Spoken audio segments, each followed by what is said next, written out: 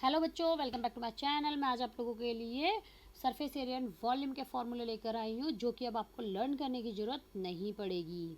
ठीक है, आप शेप्स को देखकर खुद ही क्वेश्चन फॉर्मूले फॉर्म कर पाएंगे, बना पाएंगे। ठीक है, आप देखो क्या है पेरीमीटर ऑफ स्क्वायर। तो पेरीमीटर क्या होता है बच्चों? हमारा बाउंड्रीज। तो टोटल कितनी बाउंड्रीज हैं? 4। तो 4 साइड्स हो गई, तो 4 इंटू साइड्स हो गई, 4a इसलिए लिख दिया गया। ठीक है, यहाँ पर अब आती है बारी एरिया ऑफ स्क्वायर। एरिया क्या होता है? Side into side. तो ये साइड और ये साइड मल्टीप्लाई कर दी, तो a इंटू ए, तो क्या हो गया? ए स्क्वायर। क्या हो गया? ए स्क्वायर। ठीक है, अब हम इसी के 3D शेप के बारे में बात करते हैं, जो कि है क्यूब।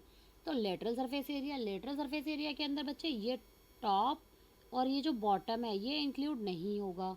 ठीक है, तो कितनी हो जाएगी? देखो 1 2 और 3 और 4, टोटल 4 हो गई।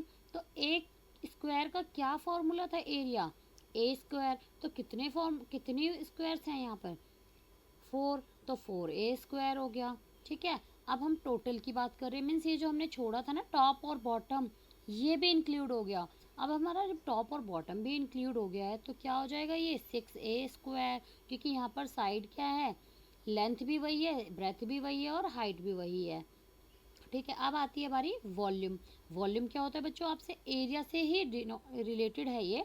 अब एरिया साइड इंटू साइड, मतलब लेंथ इंटू ब्रेथ हो गई। अब हाइट नहीं थी तो यहाँ पर हाइट भी हो गई। ठीक है ना, तो length into breadth into height, तो ये क्या हो गया?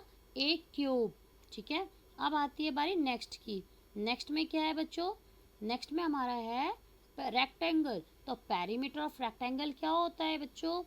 लेंथ और ब्रेथ दो है हमारे पास, इसलिए 2 लेंथ और 2 ब्रेथ हो गई, क्योंकि मैंने बाउंड्रीज बताई थी, 2 लेंथ है और 2 ब्रेथ है। तो इसमें मैंने क्या करा बच्चों? 2 कॉमन ले लिया, 2l+b। ठीक है, उसके बाद बारी आती है एरिया। एरिया क्या बताया था बच्चों? साइड इंटू साइड, तो लेंथ इंटू ब्रेथ हो गई ये। ठीक है, अब आती है बारी lateral surface area of cuboid. तो क्यूबॉइड का क्या होता है बच्चों? देखो लेटरल सरफेस एरिया है। अब हम क्या करेंगे? देखो ये जो टॉप, ये जो बॉटम है ये छोड़ेंगे और ये जो टॉप है इसको छोड़ना है, राइट? तो आप क्या करोगे? 1 2 एंड 3 एंड 4। तो इसके साथ देखो ये बी जो है, ब्रेथ जो है, ब्रेथ के साथ हाइट जाएगा और लेंथ के साथ हाइट जाएगी। तो ये 2 बार होएगी ना बेटा, क्योंकि आमने सामने का हो जाएगा। तो 2LH+2BH। ठीक है, क्योंकि साइड इंटू साइड हो जाएगी। तो length into breadth, length into height और ब्रेथ इंटू हाइट, तो क्या हो जाएगा? 2 बार होएगी, इसलिए 2 ले लिया। अब यहाँ पर मैंने 2 और हाइट क्या है? कॉमन ले लिया, तो 2h कॉमन ले लिया यहाँ पर। ठीक है, और l+b हो जाएगा।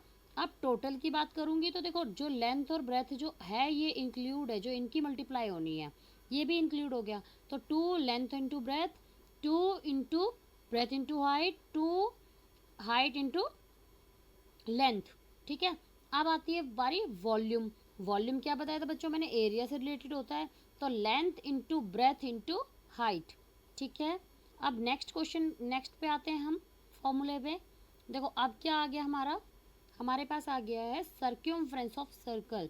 कई बच्चे मिस्टेक्स करते हैं जो पेरीमीटर लिखते हैं, इस रीज़न से मैंने भी लिखा था कि बच्चों को ये चीज़ मैं बता सकूं कि यहाँ पर पेरीमीटर नहीं यूज़ करेंगे, हम यहाँ पर सर्क्यूमफ्रेंस यूज़ करेंगे। रीज़न ये है क्योंकि ये सर्कल में है। ठीक है, इसलिए हम इसको सर्क्यूमफ्रेंस बोलते हैं। सर्क्यूमफ्रेंस ऑफ सर्कल क्या हो जाएगा बच्चों? 2πr। ठीक है, और एरिया क्या हो जाएगा बच्चों?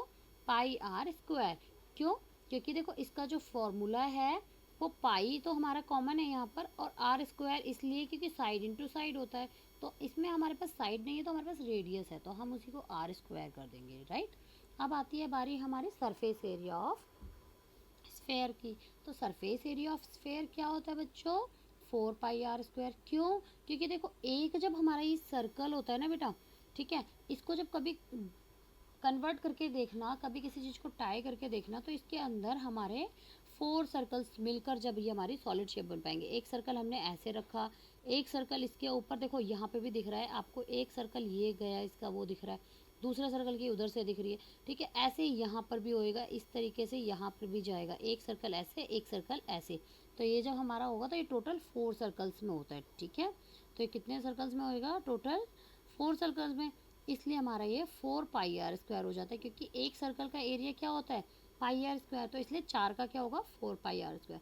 अब हेमिस्फेयर, हेमिस्फेयर का मतलब होता है हाफ स्फेयर, अर्धगोला, तो उसको हाफ कर देना है, तो टोटल हाफ कर दोगे तो क्या हो जाएगा 2/2 पाई आर स्क्वायर। ठीक है, अब वॉल्यूम की बात करें तो हमारा ये हो जाएगा 4/3 पाई आर क्यूब। ठीक है, सेम एज ऐसे ही हेमिस्फेयर का 2/3 पाई आर क्यूब। अब आते हैं हम नेक्स्ट की तरफ। नेक्स्ट में क्या है बच्चों, नेक्स्ट में हमारा है कि अगर हम देखते हैं तो ये हमारे पास सर्कल है।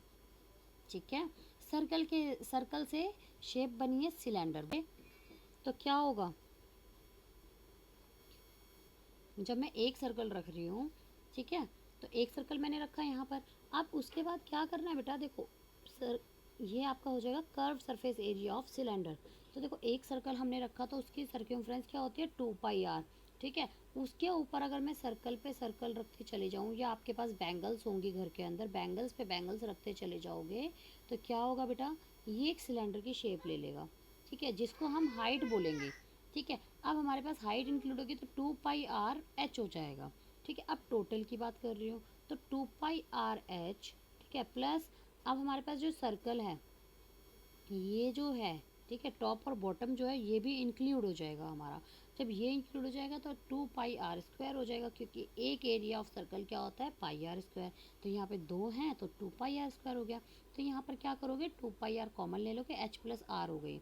ठीक है, अब वॉल्यूम की बात, एक एरिया जो है, एक सर्कल का एरिया क्या होता है पाई आर स्क्वायर, उसके अंदर क्या इंक्लूड हुई हाइट, तो इसलिए ये हमारा पाई आर स्क्वायर एच बन गया।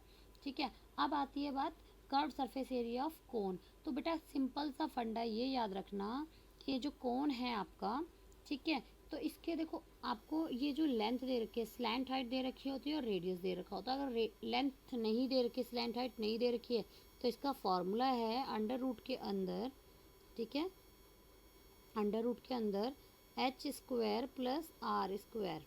ठीक है बेटा, अब अगर हमें ये वाली हाइट दे रखी होगी और हमसे एल पूछ लेंगे तो ये वाला फॉर्मूला लगा देना, बाय पाइथागोरस थ्योरम से बनती है ये। Curve surface area of cone क्या हो जाएगा पाई आर एल। ठीक है ना, अब उसके बाद आती है बात ही हमारे पास किसके, total surface area of cone की। अब टोटल में क्या होगा पाई आर एल तो हुआ, क्यों पाई आर एल क्यों होता है, क्योंकि देखो ये तो रेडियस हो गई, तो इस रेडियस से तो ये चक्कर लगा रहा है ना, हमें बॉटम को छोड़ देना है, यहाँ पर टॉप तो है ही नहीं तो बॉटम छोड़ देना है। तो उसका जब वो चक्कर लगाता है तो पाई आर हो गया, और एल हमारी स्लैंट हाइट होती है जो हमारे साथ साथ चल रही होती है, तिरछी हाइट, तो उसको हम एल बोलते हैं, इसलिए वो हमारा पाई आर एल हो जाता है। अब total surface area of cone हो जाएगा, तो ये एक तो ये पाई आर एल हो गया, प्लस क्या हो जाएगा बॉटम में जो आपकी सर्कल है उसका आ गया, तो pi R L plus pi R square. यहाँ से मैंने क्या करा बच्चे, पाई आर कॉमन ले लिया, एल प्लस आर अंदर रह गया ब्रैकेट में। ठीक है, अब वॉल्यूम ऑफ कॉन, तो देखो अगर हम बात करें वॉल्यूम ऑफ कॉन, ये सिलेंडर से रिलेटेड है, क्योंकि देखो एक सिलेंडर के अंदर 3 टाइप्स ऑफ कॉन होते हैं। जैसे ये मैंने लिख रखा है 1 कॉन, ये हमारा सेकेंड कॉन और ये थर्ड कॉन। ठीक है ना, तो 3 कॉन होंगे तो सिंपल सा बात है, अगर वॉल्यूम हमारे पाई आर स्क्वायर एच है तो 1/3 पाई आर स्क्वायर एच हो जाएगा। ठीक है, अगर आप लोगों को मेरी वीडियो पसंद आई है तो प्लीज़ लाइक